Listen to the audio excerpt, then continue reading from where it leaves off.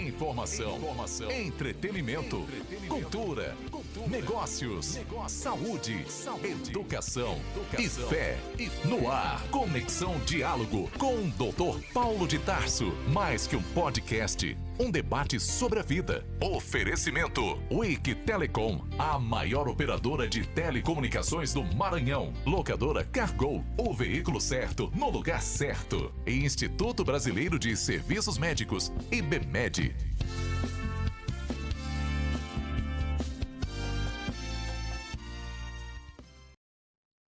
Olá, pessoal, estamos aqui mais uma vez no Conexão Diálogo. Hoje eu converso com o Dr. Daniel Trindade. Ele é formado em Química Industrial pela UTF Paraná, mestre em Engenharia Ambiental pela UTF Paraná e doutorado em Química de Materiais pela UEM. É empresário, sócio-diretor da Antares Reciclagem, empresa que atua na área de reciclagem de resíduos químicos industriais. Tem mais de 10 anos de expertise na área de tratamento de efluentes e reciclagem de resíduos químicos com ácidos e alcalinos diversos, sendo palestrante internacional em diversos congressos da área. Diretor da Eonic, startup focada em desenvolvimento de novos materiais e tecnologias avançadas e ecologicamente corretas. Um dos diretores da Sociedade Brasileira do Design Inteligente e palestrante oficial. Tudo bem, Daniel? Seja bem-vindo no nosso podcast Conexão Diálogo. É um prazer te receber aqui lá de... Como é o nome da cidade? Apucarana. Apucarana. Não conheço, mas vou conhecer, comer costela aí, lá no... Se Deus quiser. na associação. E o Paraná eu conheço apenas Curitiba de passagem, não tenho intimidade com a cidade, mas estarei aí um dia e espero que você e sua esposa estejam aqui conhecendo São Luís, Maranhão, Nordeste do Brasil, sol 24 horas. Aqui tem sol da meia-noite, meu irmão. 40 graus aqui, um vento maravilhoso, uma praia belíssima, o maior e melhor litoral para criação de crustáceo é o Maranhão, as chamadas entrâncias maranhenses. Além do que, tem a primeira maravilha do mundo, acho que o Jardim do Éden foi lá, que dá certinho no noroeste da África, que chama Lençóis Maranhenses. Vocês precisam conhecer. Bem-vindo, Daniel, a palavra é sua. Muito obrigado pelo convite, doutor Paulo. É um prazer imenso estar aqui com vocês hoje, né? É simplesmente sensacional. A gente se conheceu aí no congresso, né? Gostei muito Sim, do senhor, aquele pouco tempo que a gente passou lá e conversou, né? Ali no sim, backstage, né? E foi muito legal, né? sim, Foi muito bom aquele congresso sensacional. sim, E agora estamos fantástico. aqui, né? Estamos aqui juntos, né? Podendo estar trocando um pouquinho de informação, né? Um pouquinho Sim, de experiência sobre esses assuntos tão diferentes, né? Mas sim, sim. totalmente interessantes, né? Que nós temos aí a respeito do design inteligente, né? Bioluminescência, aves, etc. E assuntos interessantes que têm abalado a estrutura de uma sociedade que estava sem enxergar a verdadeira criação, não é, Daniel? E essas Sem dúvida. informações aí estão abalando estruturas centenárias, né? Centenárias, não Sem centenárias, dúvidas. centenárias. Mas, Daniel, para começar do começo, você é da onde? Você nasceu aonde? Eu sou natural de Governador Valadares, uma cidade que fica em Minas Gerais, né? Então, eu Sim. sou mineiro. Há 10 anos atrás, eu vim aqui para o Paraná e fui fazer faculdade, né? Cerca aí de 10 anos atrás. Tenho hoje 29 anos. Sábado faço 30, graças a Opa, Deus, parabéns se antecipadamente. se Deus quiser. E então eu estou aqui no Paraná já fazem 10 anos. Tô amando, amo essa região. Acho assim sensacional, qualidade de vida muito boa que nós temos aqui, né? E estou trabalhando na área da química, né? Também dou aula. Então, hoje o que eu faço é ministrar o evangelho, né? Trabalhar ali com reciclagem de resíduos químicos industriais e dar aula e basicamente é isso, né? Então, sou casado. Minha esposa veio Sim. para cá, né, há 2 anos atrás, que foi quando a gente casou, né? Então, Ela é mineira também? ela é mineira e, e eu acho que é isso. É, né? Daniel, como foi que tu foi fazer química industrial? O que foi que aconteceu que tu optou por essa área? Na verdade, assim, até estranho, é engraçada a história, né? Porque o que eu sempre amei na minha vida mesmo foi a aviação, né?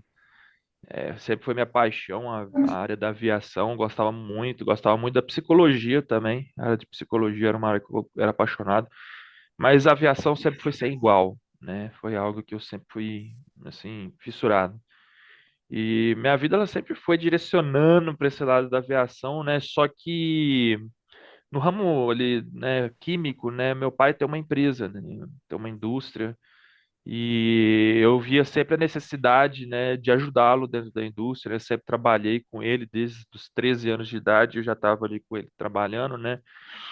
Então, quando eu fui ficando mais velho, eu vi essa necessidade, né, de acabar estando ao lado dele, né? Ele precisava também de uma pessoa aqui no Paraná para tomar conta dessa região da indústria, né? Ele ficava em Minas Gerais, hoje ele está cuidando da região de São Paulo ali, né? Mudou lá para Indaiatuba, mas ele precisava de alguém para vir para cá. Então eu acabei seguindo nessa área da química, né? Que é a área hoje que a empresa mais precisa. E fiz a faculdade e vim cuidar da região sul aqui da indústria aqui em Ah, Paraná. quer dizer que ele tem também Antares lá em São Paulo. Tem. A Antares, ela tem, assim, bem ao redor do Brasil, né? Tem Santa Catarina, São Paulo, Goiás, Minas, tem bastante estado que a gente tem, né? A empresa, ela tem mais de 20 unidades, né? Sim, Então, ele precisava de uma ajuda, né? Ele precisava de uma sim, ajuda sim. para poder Aí tu, tocar en- uma empresa. aí tu entendeste que a química industrial era importante. Aí tu foi fazer, te Isso, formou. isso. Aí eu fui, né? Então, nessa direção era o que mais precisava. A gente não tinha assim na família, não tinha um bom químico, vamos colocar assim, né? E aí eu fui então nessa direção de fazer química, né? Focada aí na parte industrial, né? E aí eu tentei a federal, passei na federal e vim fazer. É, A UTF Paraná é o quê? Universidade Tecnológica Federal do Paraná. Tecnológica Federal do Paraná? Ah, Isso. legal, legal, legal. Aí tu te formaste em Química Industrial, fizeste mestrado em Engenharia Ambiental, trabalhando na empresa assim, pessoalmente, tu és de uma igreja cristã? É Sim, isso? senhor. Sim, senhor. Eu frequento a Presbiteriana Renovada. Então, Sim, hoje eu frequento essa igreja aqui em Apucarana. é, e sou bem ativo, né? Sou bem envolvido lá nos compromissos da igreja, né? Tô sempre trabalhando com os jovens, grupos de sim, louvor. Então, a gente sim, está sempre ali bem envolvido ali, né? Com os sim, compromissos da igreja, né? Eu acho que antes de qualquer coisa, né? O ministério, ele vem antes, é algo que eu tenho inclusive conversado, né, com com meu pai, né, que eu acho que é uma das partes positivas de você estar, né, ali na diretoria é essa, que você consegue flexibilizar um pouco os seus horários, né, sim, e, e aí, então, eu dou mais prioridade quando existem esses compromissos, né, de ministrar em outras cidades, pregar, palestrar e etc., a tá indo, né, seguir aí o que Deus tem chamado para pro reino, né? sim, sim. Aí depois tu fizeste o mestrado, doutorado, qual foi teu contato com o TDI? Como é que aconteceu? O meu contato com a TDI foi bem antes, né? Foi na época que eu estava na graduação ainda, então é, eu sempre tive essa ligação com ciência e fé, né, e etc. E um dia meu pai, ele conheceu a TDI, e ele falou, cara, eu conheci um negócio que é a nossa cara, porque a gente sempre, né, pregava sobre ciência e fé. E ele fala, só que a gente nunca teve uma referência de algo assim, né? Mas aí ele conheceu um congresso da TDI muito tempo atrás e ele falou, cara, eu fui num congresso e sensacional, o nome disso é Teoria do Design Inteligente. Eu falei, pô, super legal. Então comecei a pesquisar e aí eu descobri o Marcos Ebre, descobri os palestrantes todos da TDI, etc. E fiquei sabendo de um evento que ia ter lá no Mackenzie, que o Michael Behe, inclusive, ia vir aqui para pro Brasil, né, para esse evento. E aí eu falei, vou largar tudo aqui e ir lá e fazer isso aí, vai participar desse evento, né? Então, saí da faculdade um dia à noite, peguei o carro, viajei a noite inteira, cheguei em São Paulo, dormi no carro até a hora do evento, começou o evento, participei ali do evento, voltei para o carro e já voltei aqui para o Paraná, né? Fiz os Foi contatos um lá. dia. Foi um dia. E aí foi o. Eu conheci o Marcos Eberlin pessoalmente, conheci o Michael Behe pessoalmente, né? Troquei figurinhas com eles. Foi uma experiência sensacional. O Michael Behe me passou as aulas dele, né? Do e-mail, e a gente conversou, e aí foi o primeiro contato ali. E aí eu fui me disponibilizei para o Marcos Eberlin, né? Eu falei, Marcos, olha, eu quero participar, quero contribuir, quero estar com vocês. Aí ele falou, show de bola, então pega meu número, entreguei meu número para ele também e tal, e de repente a gente já estava embolado ali e começando já a trocar então ali mensagens, ligações, e quando menos percebi, eu estava já sendo convidado para poder desenvolver algum estudo, e eu fui desenvolvendo um estudo, apresentei então no canal da TDI e bombou. E aí então começou a crescer mesmo o negócio.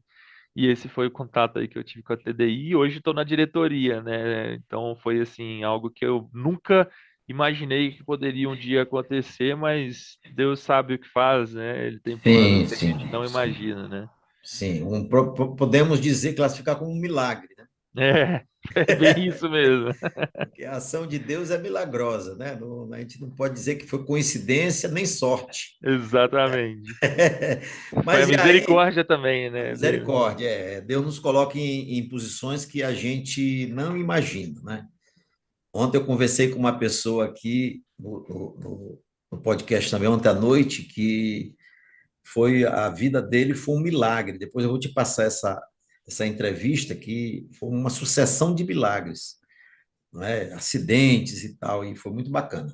Mas, Daniel, a nossa entrevista de hoje é sobre a bioluminescência e a TDI. Vamos começar, já que a gente já conhece Daniel Trindade, casado, cristão, da Presbiteriana Independente, e a bioluminescência e o TDI? Bora lá. Bom, a bioluminescência, né, foi a primeira palestra que eu dei no congresso que eu participei, né? Então, o primeiro congresso que eu participei, essa foi a palestra Bioluminescência, era algo assim que eu passei minha vida inteira admirando.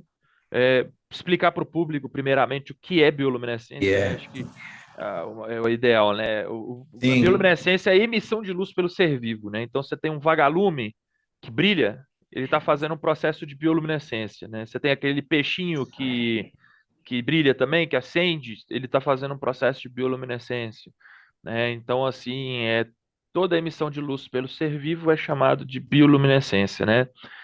Então, eu sempre observava aquilo e eu ficava, assim, fascinado. E uma das coisas que eu sempre aconselhei as pessoas que perguntavam, por onde eu começo, né, para participar de TDI, etc. Eu sempre falava assim, cara, escolha temas que você goste, porque isso fará com que você estude esse tema de uma forma mais tranquila, mais suave, né, mais leve, né, e você vai se divertir fazendo um estudo, né?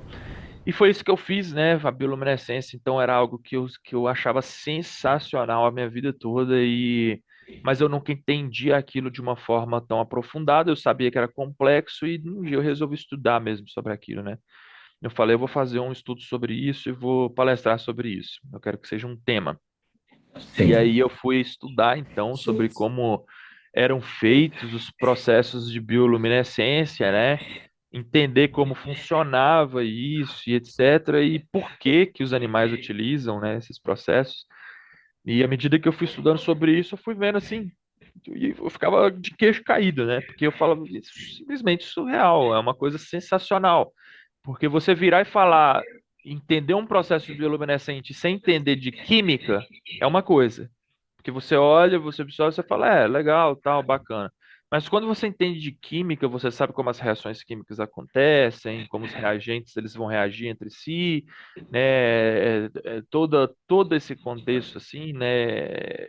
Você tem um olhar diferente e você fala assim, isso é impossível.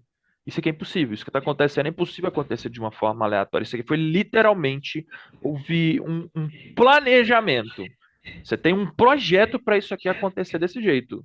Você tem um corpo feito para isso. Você tem reagentes altamente específicos para essa reação emitir luz, porque é uma reação química que faz a luz surgir ali, né? Então, é, a gente conhece dentro da química que é difícil você conseguir fazer uma reação que emita luz, né? É extremamente raro, né? Inclusive, você fazer isso. Então, assim, os reagentes eles têm que ser muito compatíveis um com o outro. Você tem enzimas participando para o processo ele se sustentar, né? Então, assim, é simplesmente surreal, é maravilhoso. E eu falei, eu preciso, o mundo precisa entender um pouquinho disso aqui. E foi Daniel, aonde te começou. perguntar uma coisa. Existem animais nos três ambientes que a gente pode falar no decorrer dessa entrevista? Por exemplo, existem animais que emitem bioluminescência no ar, na terra e no mar? Sim, no ar a gente pode utilizar aí, né, no ar e na terra, né, praticamente, né, Sim, a gente pode utilizar aí de insetos, né, como por exemplo o vagalume, que ele voa, né, ele emite ali a sua luz.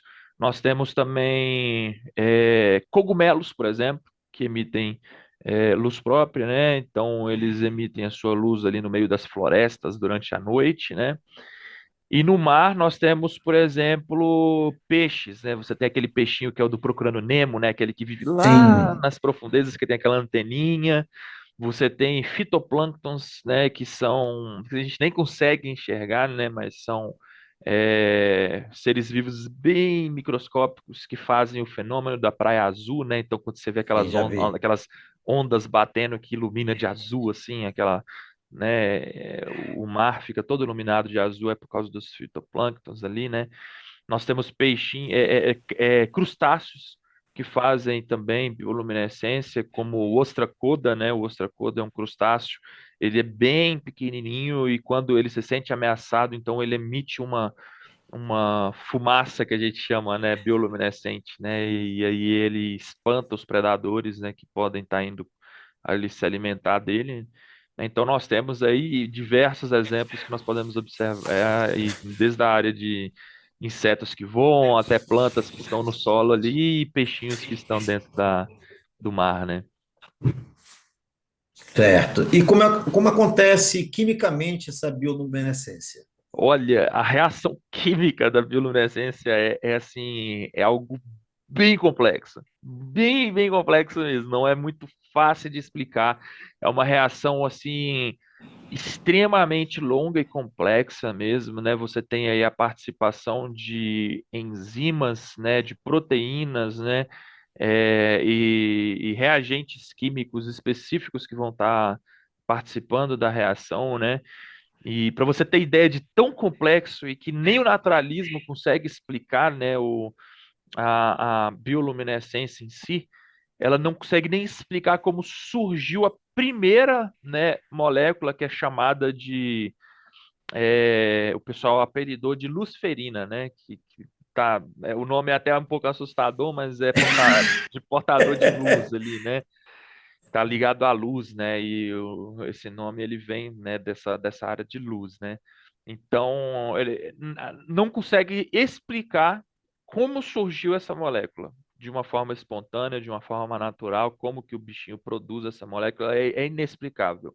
Você não tem estudo nenhum A que ciência justifique ainda isso. hoje ainda não Não, conseguiu explicar não consegue. completamente, né? Não consegue.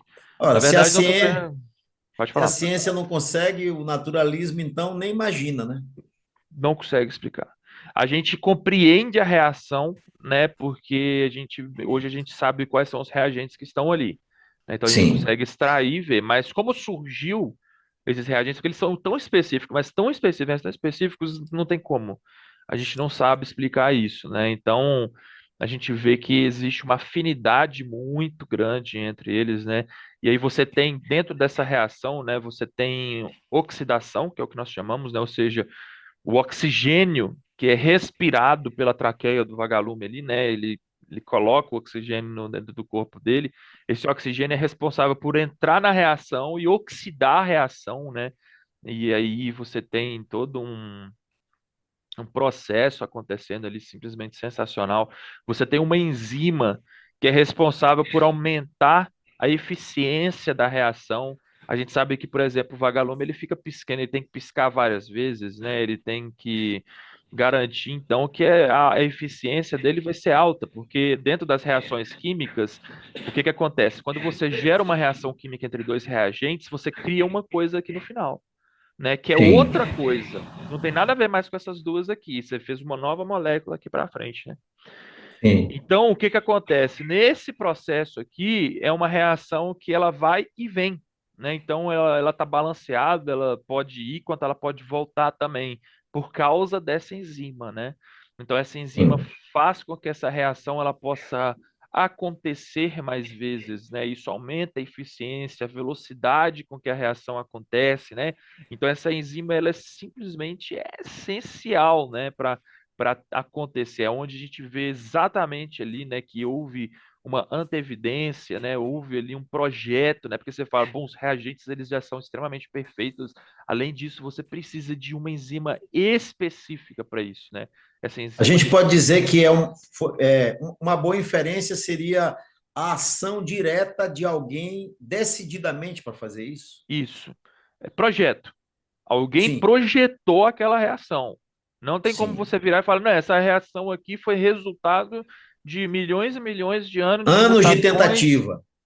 Anos Não de tem como. tentativa, erro, A acertou. bioluminescência é uma dos exemplos assim mais gritantes de projeto.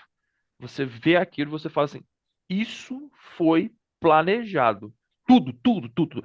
E aqui a gente está falando só de reação química. Eu não estou nem falando do Sim, corpo do bichinho ainda, né? Porque o corpo do bichinho é sim, todo planejado para produzir e reagir, né? Fazer, tem câmara de reação, você tem refletores para que a luz ela possa ser amplificada para o exterior, né? Porque ainda tem isso, né? Às vezes você fala assim, ah, não, eu estou produzindo luz.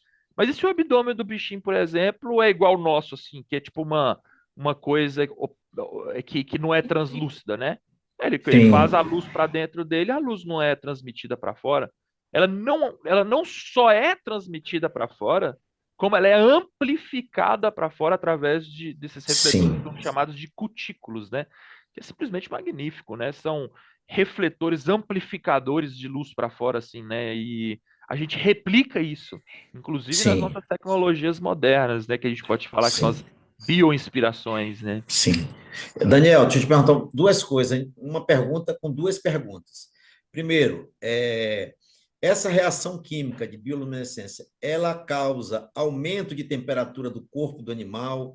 Se não fosse preparado para isso, seria uma espécie de suicídio do animal? Ele só faria uma vez e morreria por Aham. causa do aumento da temperatura. E também já se chegou à conclusão, através de estudos, que essa bioluminescência de alguns seres desses, vivos ou não, como os cogumelos, é uma forma de comunicação entre eles. Sim, senhor. Acho que você colocou pontuações muito legais, muito interessantes aí sobre a bioluminescência. Uma coisa que a gente pode observar, né, exatamente sobre a temperatura, é que a luz, ela é energia, né? Então, quando a gente Sim, vai observar, ela é uma forma de energia, né? A gente tem ali os fótons, etc. E a gente sabe que a energia ela é transferida e, né, ela é transferida de várias formas, ela é convertida, né? Então, quando a gente observa uma luz que está no nosso quarto, por exemplo, assim, nessas luzes que a gente vê normal, o que está acontecendo ali? A energia está sendo convertida, né? E grande parte da energia é convertida em quê? Energia térmica, que é sim, temperatura, né? Então esquenta. Então, por isso que se você for pegar uma luz aqui, uma lâmpada, né? Você vai pegar nela, ela vai estar quente, você vai queimar a sua mão, né? Por quê? Porque somente 40% ali da energia dela está em forma de luz. 60% está em forma de energia térmica. Já os vagalumes não. Aproximadamente 99% da energia do vagalume ali, da luz dele, está em forma de luz. E 1% em forma de energia térmica, né? E isso aí faz com que ele tenha o chamado luz fria, que faz com que ele não esquente. Porque se ele esquentasse, ele ia derreter de dentro para fora, né? Então sim, ia sim. acabar com os órgãos dele, né? Simplesmente sensacional. A gente vê uma antevidência aí magnífica, né? E para que eles utilizam, né, da luz? Porque se a gente tem que entender, pô, de repente ele está emitindo luz para quê? Para ser bonitinho, né? A gente acha lindo, mas não é isso. A gente sabe que existem funções para essa emissão de luz. E quais são essas funções, né? Reprodução, comunicação e a sobrevivência, né? Que é você se alimentar e você escapar de predadores, né? Então, essas são as três principais funções. Então, a gente pode falar de sobrevivência aí, né? Que seria na parte de ele, por exemplo, espantar um predador. Ele emite um flash de luz que assusta o predador, né? E aí ele dá tempo do predador ele se assustar ali e ele conseguir fugir. Como também ele pode usar o flash de luz para atordoar a presa.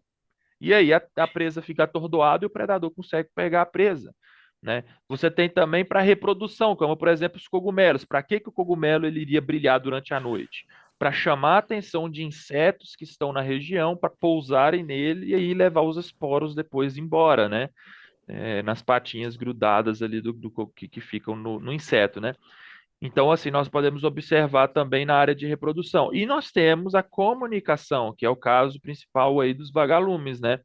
Que é o que eles conseguem, através da frequência de piscadas e do padrão de voo, identificar uma espécie e outra, né? Então, eles observam ali esses padrões de voo e esses padrões de piscadas, né? E eles conseguem se comunicar. É basicamente um SOS que a gente fala, né?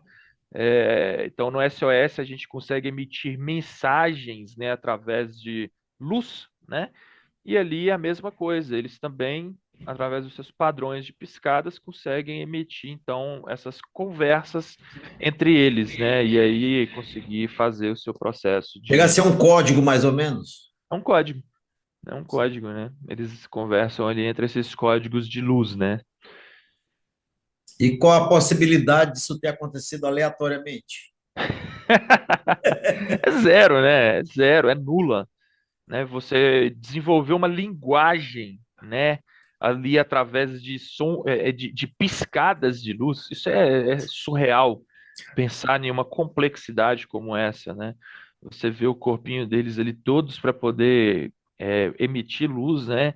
Preparando os reagentes certos, tendo o corpo com as câmaras de reação nos lugares certos onde acontece a reação, né, ligados à passagem de oxigênio da traqueia, eles ainda conseguem controlar tudo isso.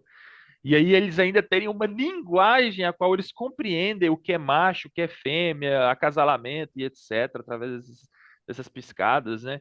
Tudo isso demonstra planejamento, demonstra propósito, demonstra antevidência, né? Então a gente vê Informação complexidade, aleatória, né? né? A Então, assim, informação, né? então você tem informação, e tudo isso é o quê? É sinônimo de projeto, né? São os pilares que nós temos dentro do design inteligente, que apontam para o quê? Projeto, mente inteligente, né? Que precisou ir lá e projetar, fazer, né? Do jeito que funciona atualmente, né? Perfeito. Daniel, nós já ouvimos falar do besouro bombardeiro, né? Que ele produz uma reação química que vai a 270 graus, mais ou menos, é, com duas câmeras, hidroxiquinona e água oxigenada em câmaras separadas que se juntam e eleva a temperatura Uhum. para o predador dele, para ele predar, na verdade, o besouro. Ele também, nessa reação química, ele consegue emitir luz pela temperatura? Na verdade, ali você não tem, né, a emissão de luz pela temperatura, mas uma reação química que nós chamamos de exotérmica, né, que ela Sim. libera calor. Então, o besouro bombardeiro ali, a reação dele é para queimar a sua presa, né? Então, ele Sim, eleva a temperatura a 270 graus, assim, que é uma temperatura onde a água já está em ebulição, né? absurda já. Já está, assim, queimando tudo, né? A gente sabe que a água evapora a 100 graus Celsius. Então, ali Sim. você tem a reação, acontece, essa reação é uma reação extremamente também, além de ser quente, ela também é irritante, né? Por causa dos compostos químicos Cáustica, né? ali. Cáustica, né? Então assim, ela também, ela não só queima, como ela né? Acaba irritando mesmo ali todo o bichinho, né? Então serve tanto para ataque quanto para defesa. Porque se ele joga num bicho maior que ele, às vezes Sim, aquele calorzinho que ele está gerando ali não vai ser nada, mas como é irritante, pega perto do olho assim, o bicho já, né, já sai de perto e tudo mais, porque irrita a pele, irrita o olho, né, o olfato e tudo mais ali do bicho que está atacando ele, né? Mas de luz mesmo, acaba que você não tem assim uma reação ali que libera luz, né? É com a sim, energia sim. convertida em luz. E em relação ao escorpião, na ultravioleta ele brilha à noite. Isso é bioluminescência ou não? A bioluminescência ela está relacionada a uma reação química, né? O besouro, se não me engano, tá? É que eu nunca Escorpião, estudei. Desculpa, o escorpião. Se não me engano, é que eu não estudei certo. aprofundadamente sobre eles. Mas eu sei que para eles buscarem o besouro, principalmente no deserto ali, eles vão com a luz ultravioleta, né? E ele Sim, brilha ali, né? É igual brilha. até mesmo o ornitorrinco, né? Que eles descobriram recentemente que tem essa mesma coisa, né?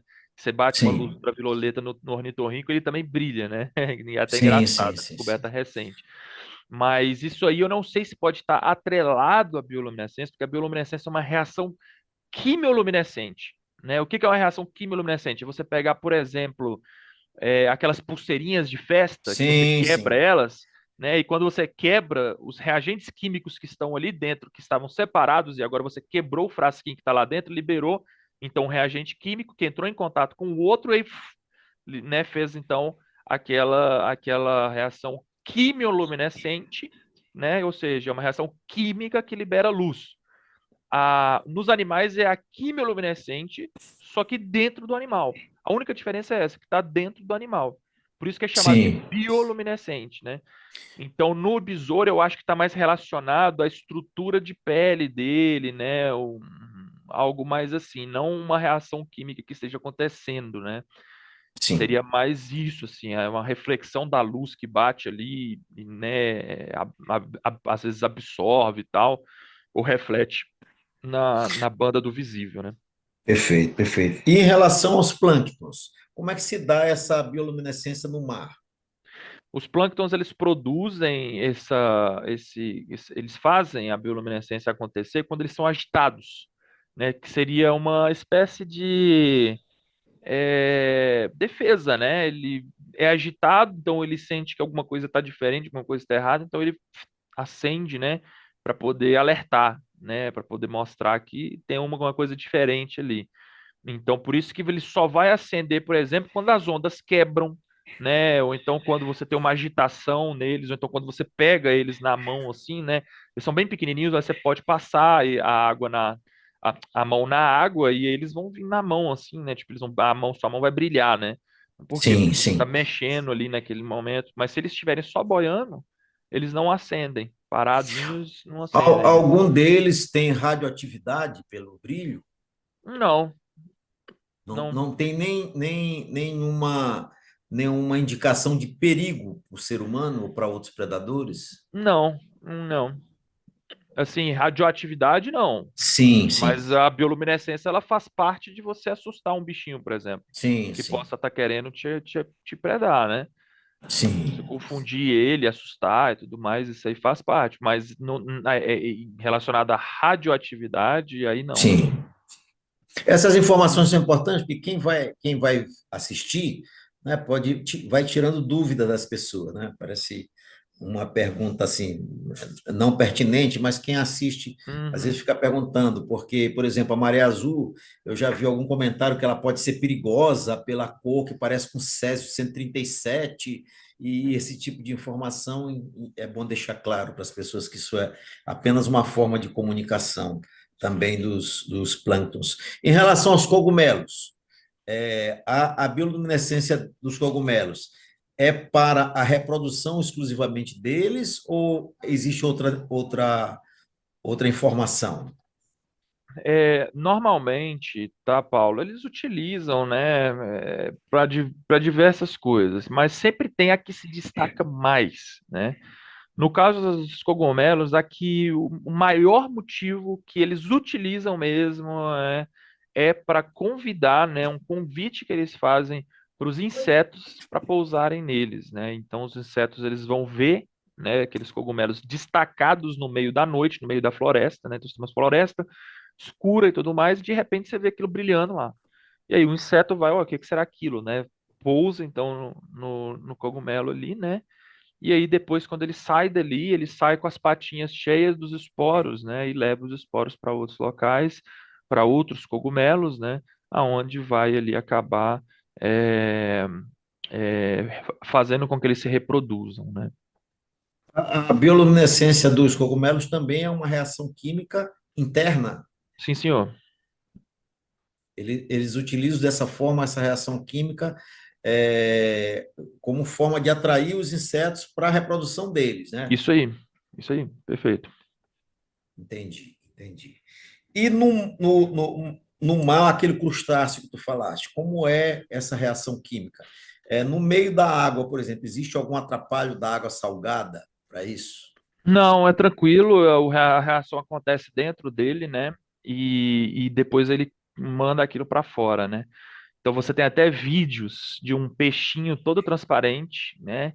Que esse peixinho ele vai lá e começa a emitir uma luz azul assim de repente, simplesmente sensacional. E aí eu sempre brinco, né? Eu falo assim, esse peixinho aqui ele está fazendo processo de bioluminescência, sendo que na verdade o crustáceo ele é tão pequeno que o crustáceo ele foi comido pelo peixinho e aquilo ali é um estudo mostrando o peixinho transparente para ver o quê? Para ver como o crustáceo reage dentro do peixinho na sua defesa, né? Esse ostracoda, né? Então é o crustáceo que faz a reação lá dentro do peixinho, que faz o peixinho então cuspir ele para fora, né? Então você não tem a alteração da reação ali devido à água salgada, né? Sim. Mas ele faz a reação e depois joga a reação para fora, né? Dele, né? Mas a reação primeiro acontece dentro dele e depois ele joga para fora. No vagalume, ele utiliza o oxigênio do ar para oxidar a reação química. Uhum. E no mar, eles utilizam também oxigênio da água? Tá, segue o mesmo padrão, a bioluminescência ali que acontece no mar, né, pelos animais ali que estão no mar, não tem, assim, a interação da água salgada, né, ou seja, ela não vai atrapalhar a reação, né, então ele segue o mesmo padrão. Claro, você tem pequenas divergências entre a anatomia do bichinho que está fazendo a bioluminescência, né, e como ele vai fazer isso, mas, por exemplo, o padrão ele segue o mesmo, né, as proteínas envolvidas, enzimas, etc., elas seguem o mesmo conceito, tá? Você vai ter alterações também de cores, né, que vão estar relacionadas à energia emitida no final da reação, né? Então você tem energias que vão estar em comprimentos de ondas diferentes ali, né? E quando você tem comprimentos de ondas diferentes no espectro do visível, né? Cada comprimento de onda vai estar referente a uma cor, né? Essas cores também vão estar relacionadas a qual tipo de elemento químico que está ali. Então, se você tem magnésio, é uma coloração; se você tem um tipo de outro elemento químico que esteja ali, vai puxar para uma outra tonalidade de coloração, né? Então, você tem essas questões que definem também as colorações. No mar é mais comum você ver colorações como o azul brilhante, né? Já nos vagalumes, você vê uma coloração, depende da espécie, mas a mais comum é aquele esverdeado, né? Mas Sim. você também pode ter um alaranjado, né? Algo mais puxado para essa tonalidade, né? Mas resumindo, você não tem aí uma alteração significativa porque a água é salgada no mar ali. Nos vagalumes, a presença em relação a espécies, por exemplo, quantas espécies nós teríamos de vagalumes? Ixi, aí você fez uma pergunta complicada, né? Mas você tem várias espécies de vagalumes, né? Várias alterações ali entre eles, né? Cada uma ali com sua anatomia diferente, com sua coloração um pouco diferente, né? Então, você tem aí uma grande amplitude aí de tipos de. A alimentação deles, por exemplo, influencia no tipo de coloração da bioluminescência Ao na quê? região? Desculpa. A alimentação deles, do que eles se alimentam, os vagalumes. Eu acho que não, porque vai estar relacionado ao reagente que ela produz, né? Sim, Eu nunca me fiz essa pergunta. Eu estou raciocinando sim. aqui agora para tentar te dar uma resposta precisa. É porque eu tô Mas pensando assim, Daniel. Algumas espécies de vagalume dependem a luz da bioluminescência deles, eles emitem uma cor de luz, não é isso? A isso. alimentação teria alguma influência sobre o elemento que ele produz, não é? Porque da onde vem essa cor, então? Não, não são de elementos químicos, por exemplo? Mas o reagente ele já possui esses elementos, né? Então, quando Sim, ela produz o reagente já é uma molécula que está vindo completa, né? sim, Esse reagente ele não, ele está sendo produzido já do jeitinho certo. Ele não é proveniente, por exemplo, do que ele está comendo. Então, por exemplo, sei lá, se ele passa a comer outra sim, coisa, ele passa a produzir outra coisa. Não, porque o que está produzindo ele, né, aquele reagente ali que está sendo produzido, está vindo lá do código genético dele lá, né? sim, Então é sim, algo que já vem lá de dentro da célula e tudo mais para a produção certinha, perfeita, né, daquilo que você tem. Ela é tão eficaz, mas tão eficaz que dentro desses reagentes, se você altera ele, pelo menor que for, você não tem uma reação que emite luz. Não é que ela trocaria de cor, é que ela não emite luz mesmo, entendeu? No final da entendi. reação. Então, assim, o Flamingo acontece isso que você está falando. Por exemplo, o Flamingo, dependendo do que ele come, é aquela coloração que ele tem lá mais puxada para o rosa, Rosa, né? vermelho, é. Vem do que ele come, né? Aqui nós Mas temos ali. um, Não, aqui pode nós falar. temos um animal chamado guará, que ele nasce branco e ele fica vermelho porque ele se alimenta de um crustáceo chamado, como é o nome do crustáceo? Guaiamum. Ele se alimenta de guaiamum que tem, esqueci o nome da substância que ele tem, que é vermelha, né, que dá a coloração vermelha no guará. Se ele para de comer, ele vai ficando rosa, rosa, rosa, branco, não é? Mas em relação aos vagalumes, Daniel, uma outra curiosidade, eles conseguem se reproduzir emitindo cores diferentes, por exemplo, um que emite uma cor mais alaranjada, pode cruzar com um que emite uma cor esverdeada. E existe esse estudo teu? Alguma coisa, chegaste a alguma conclusão? Normalmente eles já escolhem os da espécie certa, né? Sim, E essa divisão de espécies, inclusive, é raro você ver, tipo, várias espécies de vagalumes vivendo no mesmo local, sabe? sim, Normalmente você tem aquela divisão. Ah, essa região aqui, ela tem mais dessa espécie de vagalume. Aquela região tem mais de uma outra espécie de vagalume, né? Então, assim, o padrão de piscada, voo e etc. é exatamente para eles falarem assim, ah, aquele ali, ó, é da mesma espécie que eu. Isso quer dizer que eu posso reproduzir com ele, né? Então sim. eles já se comunicam transmitindo essas informações ali exatamente para isso, né? Para que não haja esse cruzamento, né? Sim, sim, sim, sim, entendi, entendi. Então, vamos embora para frente. Seus argumentos em relação à bioluminescência. Por que ela acontece, né? Em que meios ela acontece, nós já falamos. Agora, algum dia tu acha que a ciência vai conseguir, lógico que sim, é uma pergunta retórica, explicar como acontece essa reação, já que a gente ainda hoje não sabe? Existem pesquisas nesse sentido? Assim, hoje a gente compreende a reação. Hoje a gente sabe Sim, como a reação acontece. O que a gente não sabe é como surgiram todas as especificidades de uma maneira aleatória. Isso não se explica. Por exemplo, assim, como que esse bicho sabe que os reagentes que ele tem que produzir tem que ser esses, a enzima que ele tem que produzir tem que ser essa, porque é uma reação ultra rara, ultra rara, ultra rara, né, para você poder emitir aquele tipo de luz. É tudo muito específico mesmo. Isso a gente não explica. Quais são as chances disso acontecer? São nulas, são zero. Isso não dá para você explicar de uma forma aleatória, né? Então, agora sim, a reação acontece. Como ela acontece? Quais são os compostos envolvidos? E etc. Aí isso eu consigo explicar. Isso a gente já conseguiu pegar e já conseguiu estudar, e hoje nós explicamos como isso acontece, né? entendi, entendi. E hoje, com esse conhecimento, é possível reproduzir isso cientificamente? no Sim, hoje nós laboratório? conseguimos produzir, né, reagentes sintéticos que são extremamente caros porque são muito difíceis de serem feitos, né? E são extremamente raros também, né? Você poder produzir um desse é muito difícil. É um reagente que possa ter afinidade com algo para gerar luz no final da reação, né? Então, nós já conseguimos replicar isso dentro de laboratório já.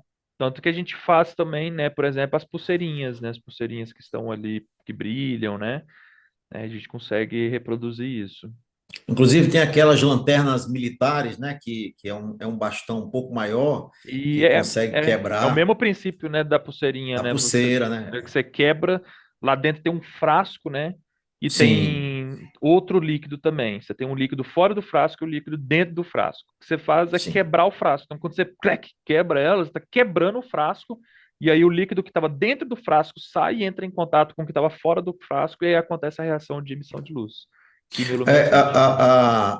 a bioluminescência, por exemplo, no aspecto militar, por exemplo, é, foi uma grande contribuição. Na ciência médica, por exemplo, existe alguma aplicação? Na ciência médica, rapaz, eu sei que na ciência médica eu não sei dizer.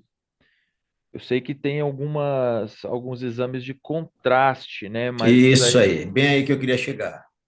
Mas eu não sei exatamente se o contraste ele está relacionado a emitir luz, né?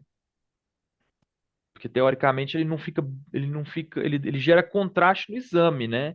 Tipo, você É, coloca uma coloração, né, no negócio, né? sim, sim, sim, Não, ele não necessariamente ele acende e fica aceso, né? Ele muda, é como se fosse mais um pigmento que você coloca, assim. sim, sim, Onde você vai ter uma contribuição legal vai ser na parte de tratamento de água, né? Você consegue, através de reagentes bioluminescentes, você consegue colocar ele, por exemplo, num efluente, né, numa água contaminada, e esse reagente ele vai ser reativo a um tipo de contaminante específico. Aí você fala assim, bom, eu quero saber se tem contaminante X lá. E o reagente tem que ser reativo àquele contaminante X. Aí você coloca o reagente. Na hora que você colocar o reagente, ele acender, você sabe que tem um contaminante X lá, entendeu? Então isso aí nós temos uma contribuição nessa área, por exemplo, de tratamento de água, né? Isso aí. sim, sim. É, é, eu li alguma coisa sobre a bioluminescência na indústria têxtil, não é? Na indústria têxtil, você sabe de alguma informação como ela pode ser usada, assim, para bioluminescência de algumas vestimentas especiais, de profissões especiais? Você tem refletores, né? Mas aí é aquele negócio, né? Não entra em bioluminescência, né? Não sei. Eu não sei te dizer, não que eu conheça, tá, doutor Paulo? Eu li alguma coisa que, por exemplo, algumas profissões, como mergulhadores, por exemplo, eles precisariam de uma vestimenta que indicassem posições e que fosse bioluminescente no mar ou no rio, ou em determinadas situações de profundidade que eles precisassem ser identificados, entendeu? Então, eu vi alguma coisa assim que seria necessário. Não refletiva, Uhum, uhum, aquela vestimenta refletiva que depende da luz branca, mas algo que, na ausência de luz, ele produzisse essa bioluminescência, entendeu? uhum, Uma coisa assim importante.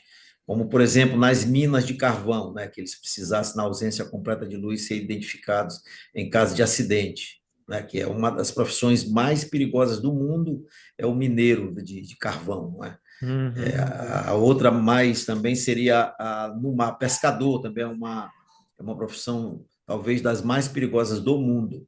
Então, alguma coisa como roupas assim que seriam específicas para essas atividades. Mas alguma outra informação que tu queria passar, Daniel, sobre a bioluminescência?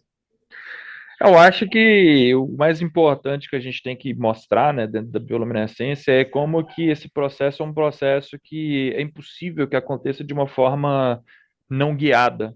É uma grande evidência de que houve um projetista, um planejamento, né, por trás desse processo, um processo simplesmente incrível, magnífico, um processo lindo, né, além de tudo, né, ele é muito bonito, né, e ele é tão inteligente que nós replicamos isso nas nossas tecnologias. Vale sempre a pena, né, lembrar isso, né, de que você pode olhar, por exemplo, para uma pulseirinha daquela, né, e falar que aquilo ali é algo que foi projetado, foi design inteligente, né? Porque uma mente humana foi lá e falou, vou fazer essa pulseirinha aqui, né? Colocar dois reagentes, quando quebrar eles vão emitir essa luz. Mas você vai olhar para um vagalume, por exemplo, vai ver um ser extremamente mais complexo, que a gente não consegue nem compreender ele por completo até hoje, um bichinho, inseto, né? Que às vezes a gente acha que é tão normal, né?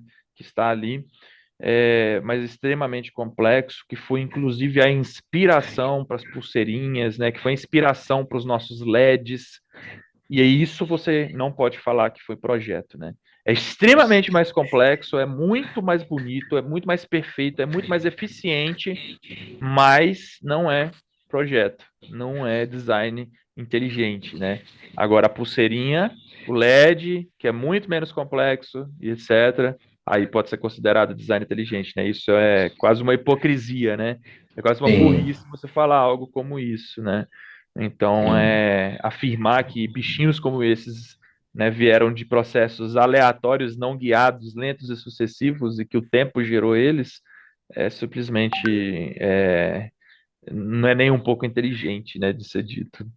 Sim. Então, nós temos a teoria do design inteligente e a teoria do design do pensador que acha que, através de tentativa e erro, a natureza, num processo não guiado, desenvolveu vagalumes e Uhum, cogumelos e plânctons, sem uhum. explicar sequer como começou a primeira.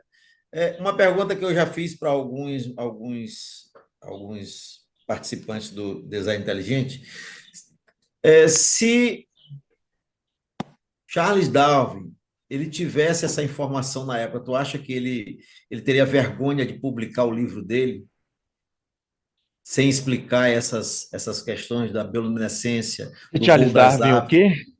Ele não teria vergonha de publicar o livro dele, A Origem das Espécies? Atualmente teria, né?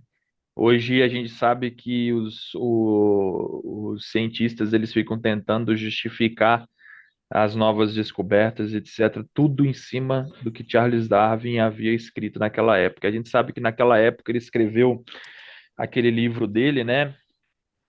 Sem saber o funcionamento interno de uma célula, né? Na época eles compreendiam que a célula era um monte de protoplasma, tinham coisas lá incompreensíveis que eles nem sabiam para que serviam e nem sequer nem sabiam que existiam, né? Então, assim, ele fez tudo através de observação, através do que ele foi pegando ali, né, de observação. Hipóteses, Mas né? Muitas hipóteses, né? hipóteses. Exatamente. Então, assim, cada avanço da ciência tem feito com que a gente enxergue mais longe no universo, né, como por exemplo James Webb, etc., a gente entenda melhor o universo como ele funciona, como também mais próximo na vida, né? A gente consegue ter Sim. microscópios cada vez mais modernos, né, que fazem com que a gente compreenda cada vez mais como as coisas funcionam. E quanto mais descobertas tem, mais nós vemos que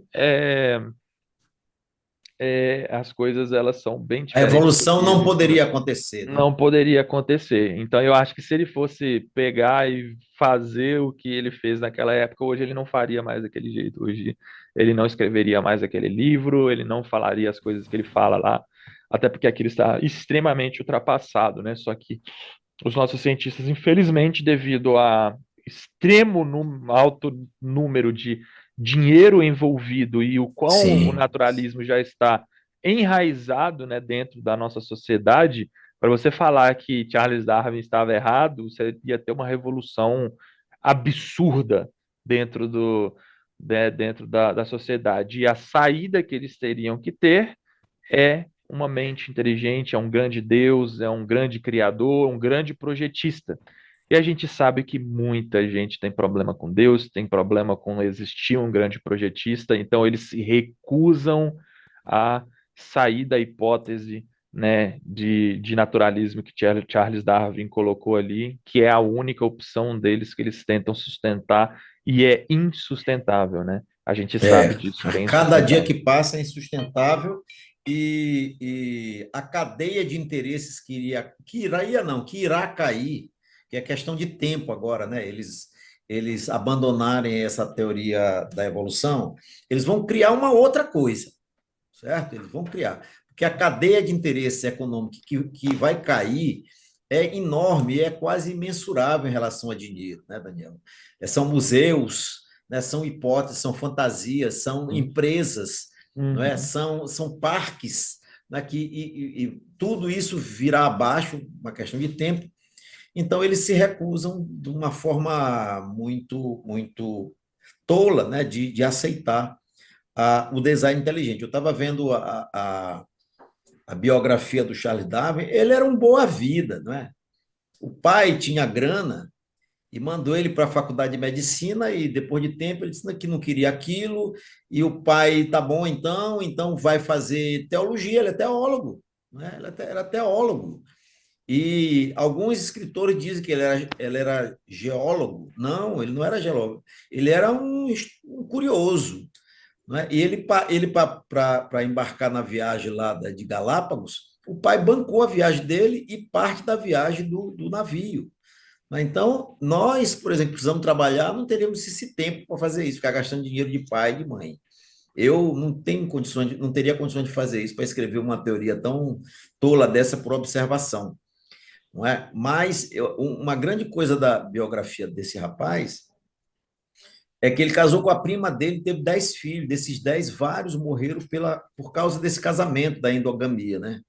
E ele teve uma decepção muito grande com Deus. Então, eu acho que toda pessoa que se diz ateu, ele é ateu por birra, não é? Porque ele teve uma coisa com Deus, um embate com Deus, e Deus não atendeu o pedido dele, não é? E ele se decepcionou, entre aspas, com Deus e resolveu não acreditar. Então, o ateu, ele não acredita porque ele quer não acreditar, mas que ele não tem fundamentos para isso, como, por exemplo, se ele conhecesse essas informações, talvez ele tivesse repensado a publicação do livro dele.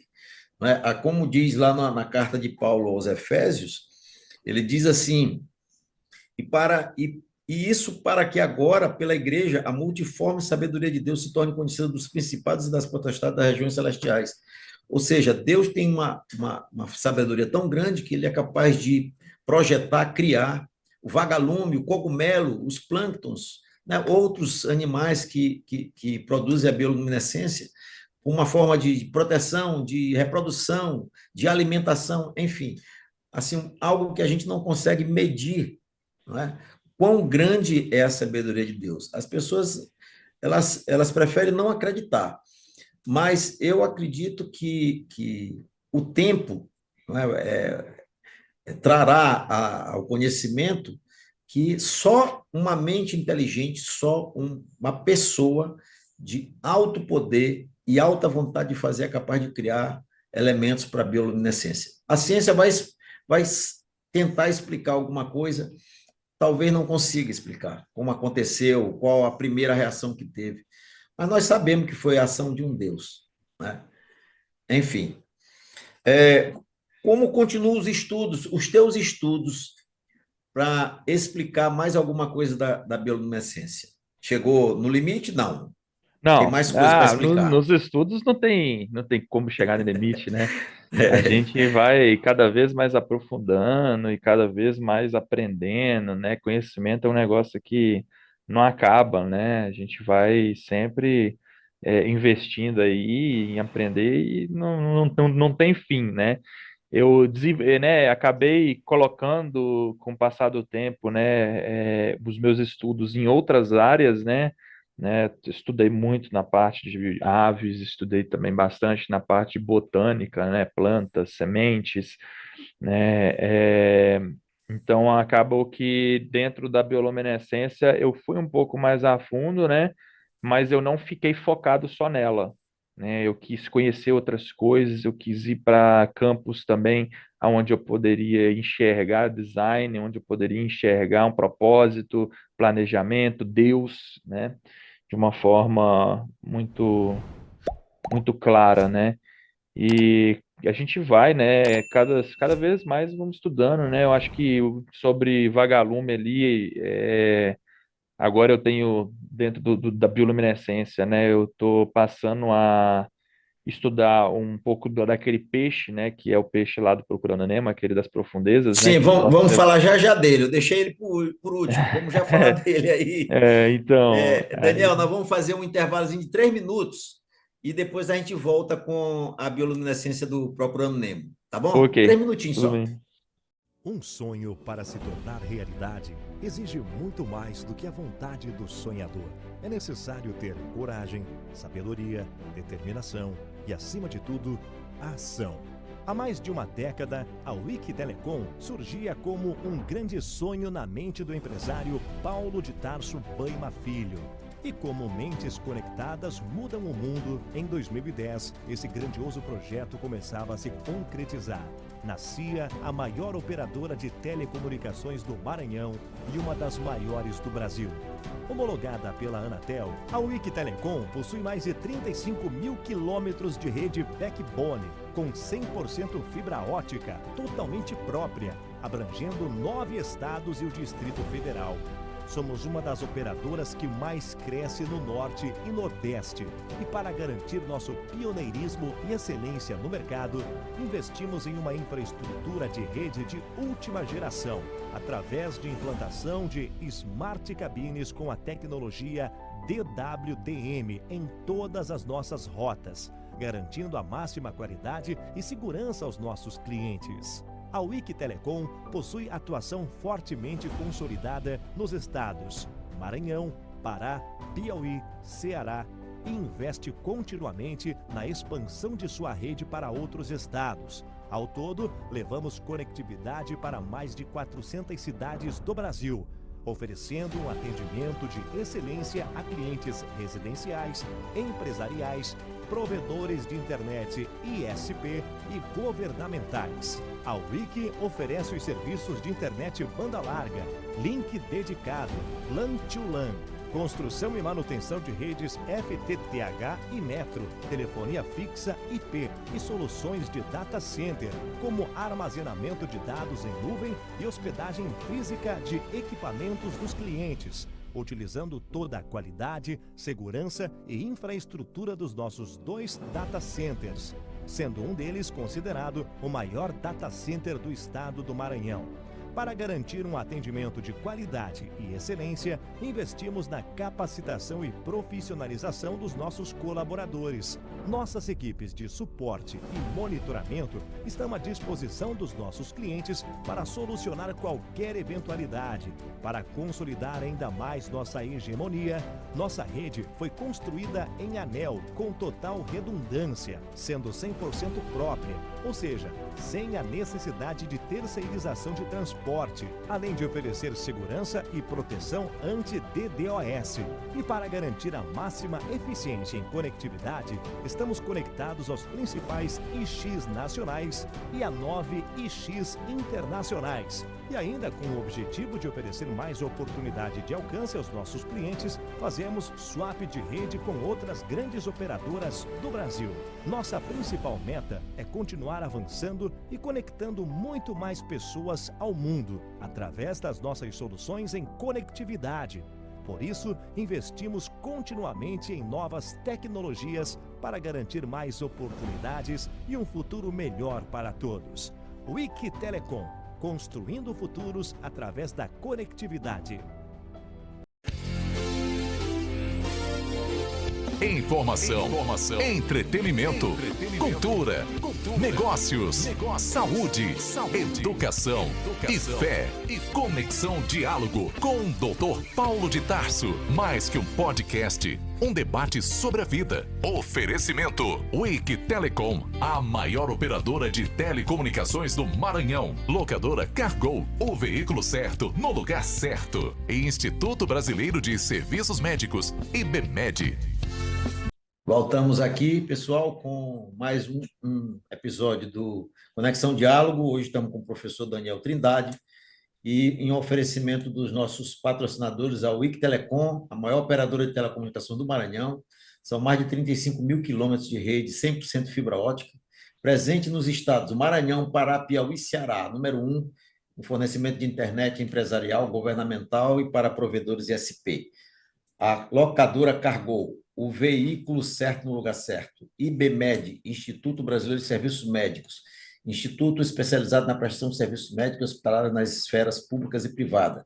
Cel Dental, clínica odontológica especializada em atendimento de serviço de qualidade. Agende sua consulta, 3221-4174. E a nossa patrocinadora mais nova, CB2Go, a melhor cafeteria de São Luís, localizada no Renascença. A CB oferece uma grande variedade de opções, bebidas quentes e geladas. Peça pelo iFood ou pelo WhatsApp 3210 1032 aí na tela. Daniel, voltamos aqui. E o peixe? Anglerfish. Como é o nome? Anglerfish? Anglerfish. Anglerfish. Onde esse peixe vive? Esse peixe é um peixe muito interessante, né? Ele é um peixe bem feinho, mas para que o pessoal possa saber de quem que a gente está falando, é aquele peixe das profundezas, né? Do Procurando Nemo, né? É um peixe que Sim. vive em profundidades que nós chamamos de profundidades abissais, né? Onde nem mesmo a luz solar consegue chegar. Ou seja, um ambiente totalmente hostil, sem luz, sem nada, né?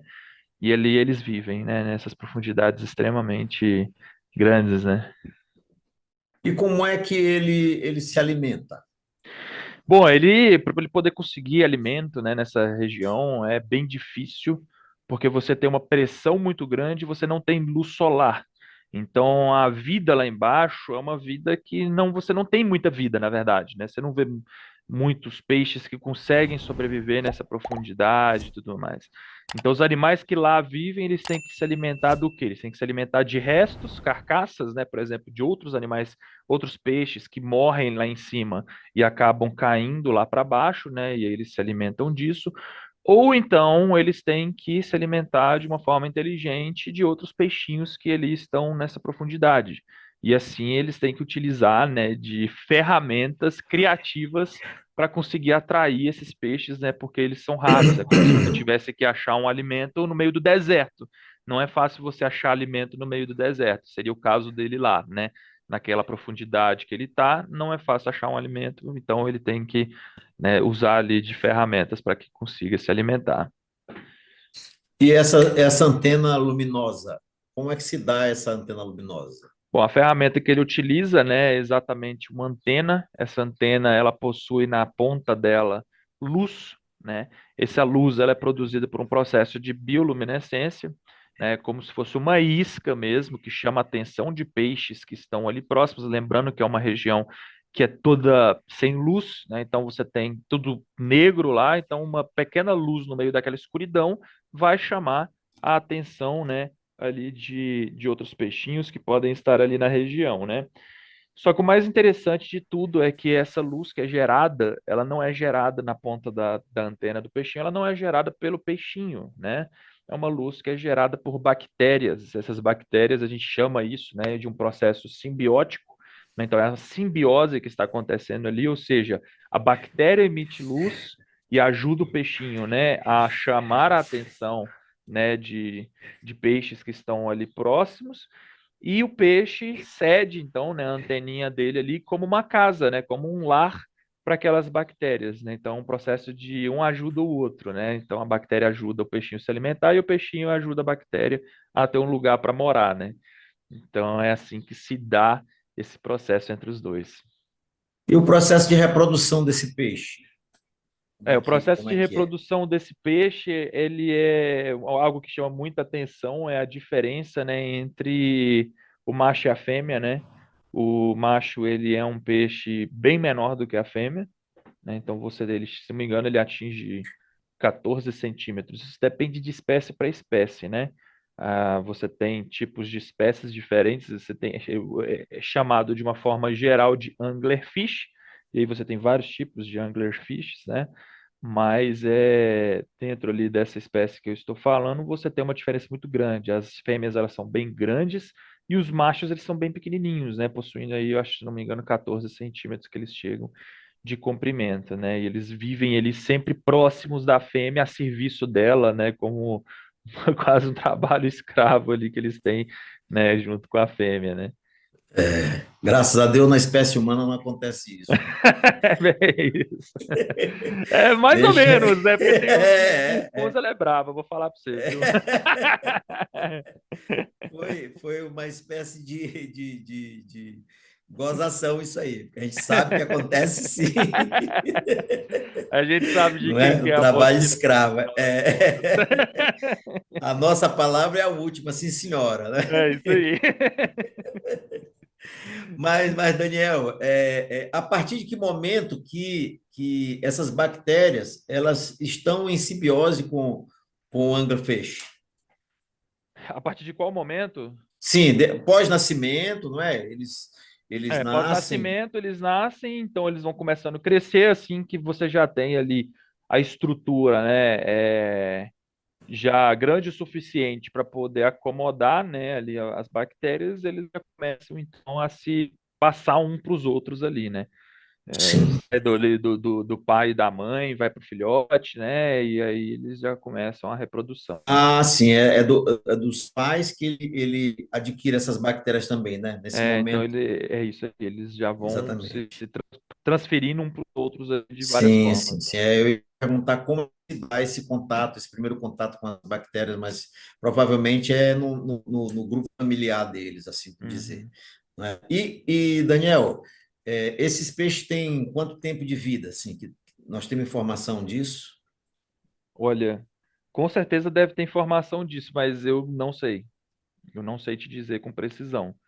Eu acho que se a gente fazer uma pesquisa rápida, a gente consegue descobrir, mas eu nunca me questionei qual que é a longevidade deles. Essas bactérias, elas têm, nós já temos, nós, a ciência já tem conhecimento, qual o processo que essa bactéria usa para a bioluminescência delas, porque, na verdade, elas que são bioluminescentes, né? Isso aí. A A bactéria que gente, é bioluminescente, ela segue o padrão bem semelhante ao do fitoplâncton. sim, sim, que legal, né? Legal. Isso tem alguma contribuição na ciência? Porque tudo normalmente que está no meio ambiente tem contribuição para a ciência, né? Tem alguma contribuição essa bactéria? Eu acho que Saiba. é mais para poder compreender, né, como funciona, como as coisas funcionam, conhecimento geral, né? Mas agora, eu não sei se houve alguma bioinspiração provinda exatamente dessa bactéria, não que eu conheça, não que eu conheça. Pode ser que tenha, mas não que eu saiba. Entendi. Na minha área, por exemplo, eu uso muito enxerto de carbonato de cálcio, né? Que Tipo um uma calcário, contribuição, né? um calcário, né? Que a gente coloca nas cirurgias de implante e esse carbonato ele é bioestimulante para o organismo. Ele pode ser tanto osteoindutor quanto osteocondutor. Ou ele induz a formação de osso, né, pela maxila e mandíbula, ou ele forma osso. O organismo forma osso em cima dele. São duas condutas diferentes. Então, sempre a ciência, a observação e a compreensão da ciência se atribui a uma área de contribuição para o ser humano, né? Enfim. Mas, meu irmão, suas considerações finais.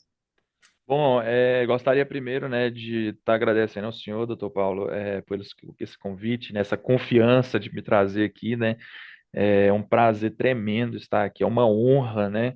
Estar aqui servindo você, estar aqui compartilhando um pouquinho desse conhecimento, né? Adquirido aí através do tempo.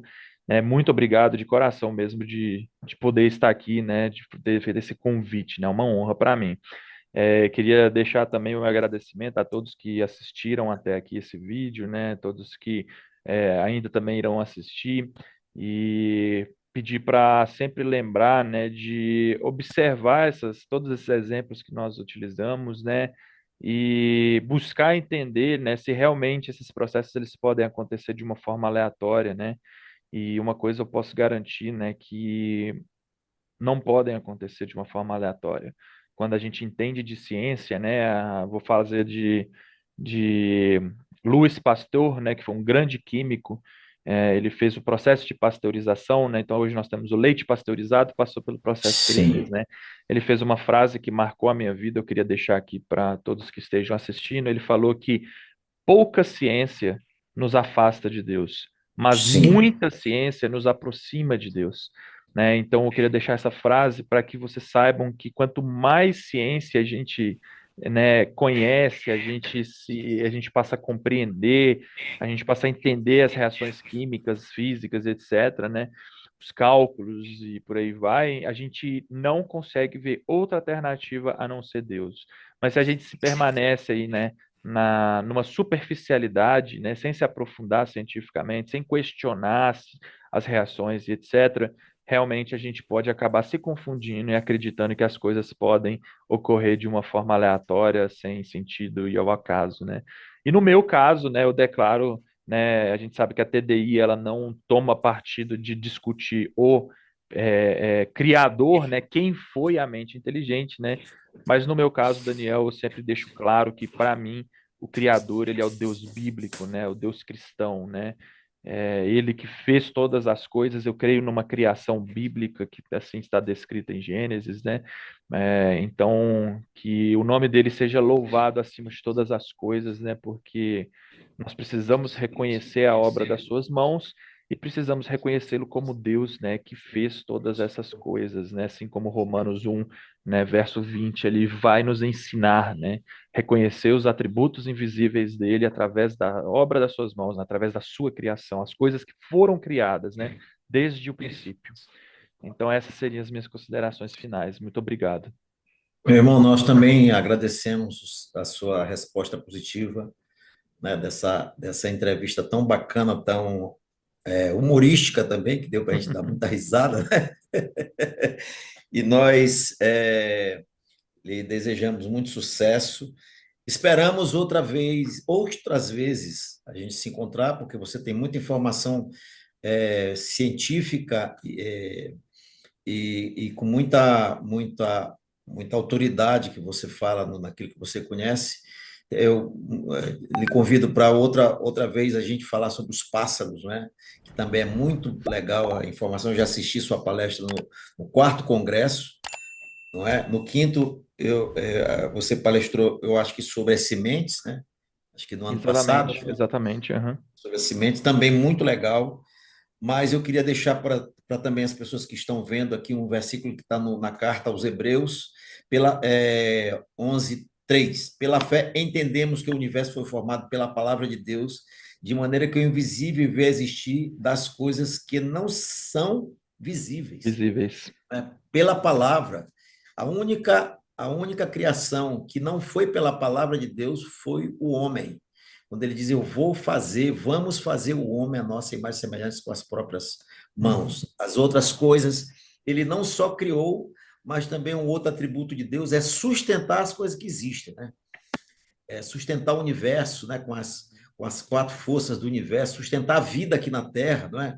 A gente não sabe o quanto é difícil o homem viver sem respirar. 4 minutos é suficiente para ter uma lesão cerebral, morrer. Uhum. 5 minutos já é morte certa. 5 minutos de falta de oxigênio, enfim. Nós precisamos entender, não é preciso aceitar, não é preciso compreender, mas entender que tudo foi feito a partir do nada pela palavra de Deus. É um ser que tem poder para criar, sustentar, render do pecado e dar a vida eterna para nós, né? As pessoas que estão assistindo, que sejam abençoadas. Para ti, meu irmão, eu te desejo que Deus te abençoe tua família aí, tua igreja, tua empresa, que o Senhor te abençoe e te guarde durante esse teu tempo aqui na Terra, né? Que você é um rapaz novo ainda, tem muito a contribuir aqui na Terra. Bênção sobre a sua empresa, a seu pai, sua mãe, abençoe sua família de origem e a sua família atual. E que da próxima vez que a gente se encontre, seu cabelo esteja maior, já esteja com filhos, não é? Bênção de filhos para vocês, né? Que Amém. venham pelo menos 3, como eu tenho, 3 ou 4, Amém. não é? Que um seja filho, Daniel Trindade filho, não é? Que seja um menino, e 2 meninas para florir mais o mundo. Rapaz, já tá profetizando aí. Profetizando, aqui é a palavra profética, não é? E pedir que as pessoas se inscrevam no canal, que façam perguntas, né? Que a gente possa responder. As perguntas vão ser enviadas posteriormente para você responder. Fiz algumas perguntas que a gente não sabe responder, isso não é nenhum problema, a gente procura saber, mas das próximas vezes esperamos que essas perguntas já estejam respondidas, não é? Como, por exemplo, se a antena já nasce com o peixinho, já vem brilhando, não é? Espero que a gente possa responder. Meu irmão, muito obrigado, Deus te abençoe, até a próxima vez, se Deus quiser. Amém, um abraço. Um Até. abraço para você. A Wiki Telecom, maior operadora do Maranhão, com mais de 35 mil quilômetros de rede, oferece serviços com condições exclusivas para clientes empresariais e provedores ISP. A Wiki possui a tecnologia DWDM em toda a sua rede, possibilitando o fornecimento de velocidades acima de 100 GB em canais independentes com a menor latência, proteção anti-DDoS e redundância. Wiki Telecom, conectando os maiores provedores de norte a sul do Brasil. 98 99122 7918. Informação, entretenimento, cultura, negócios, saúde, educação e fé. Conexão Diálogo com o Dr. Paulo de Tarso. Mais que um podcast, um debate sobre a vida. Oferecimento Wiki Telecom, a maior operadora de telecomunicações do Maranhão. Locadora Cargo, o veículo certo no lugar certo. E Instituto Brasileiro de Serviços Médicos, IBMED. Conexão Diálogo com o Dr. Paulo de Tarso.